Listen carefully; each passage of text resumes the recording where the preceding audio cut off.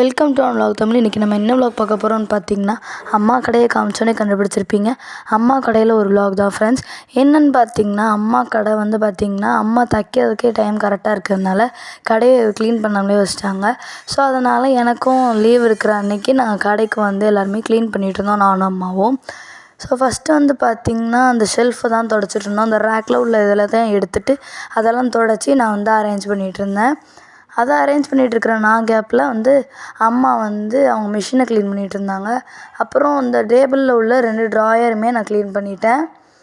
அப்புறம் டேபிளுக்கு கீழே உள்ள துணியெலாம் வந்து அங்கே தான் வந்து மீதி துணியெலாம் அம்மா வைப்பாங்க. ஸோ அதெல்லாம் எடுத்து தேவையான துணி தேவையில்லாத துணியெலாம் எடுத்துகிட்டு இருந்தாங்க அம்மா. க்ளீன் பண்ணி முடிச்சுட்டு ஒற்றையெல்லாம் அடித்ததுக்கப்புறமா தரை ஃபுல்லாக வந்து குப்பையாகிடுச்சு. அம்மா வந்து அதை நல்லா தூத்து விட்டுட்டு துடைக்க ஆரம்பிச்சிட்டாங்க. ஸோ துடைச்சி முடித்ததுக்கப்புறமா கடை எப்படி இருக்குன்னு பாருங்கள். செம்ம க்ளீனாக ஆயிடுச்சு. டேபிளே ஒரு திங்ஸும் இல்லை, அவ்வளோ அழகாக ஆயிடுச்சு. ஃபஸ்ட்டு வந்து பார்த்திங்கன்னா டேபிள் ஃபுல்லாக திங்ஸாக இருந்துச்சு, நீங்களே பார்த்துருப்பீங்க. அந்த டேபிளில் பாருங்கள் எவ்வளோ நீட்டாக இருக்குதுன்னு சொல்லிட்டு. அப்புறம் அம்மா மிஷினையும் ஃபுல்லாக க்ளீன் பண்ணிட்டு மீதி 2 மிஷினையுமே க்ளீன் பண்ணிட்டோம்.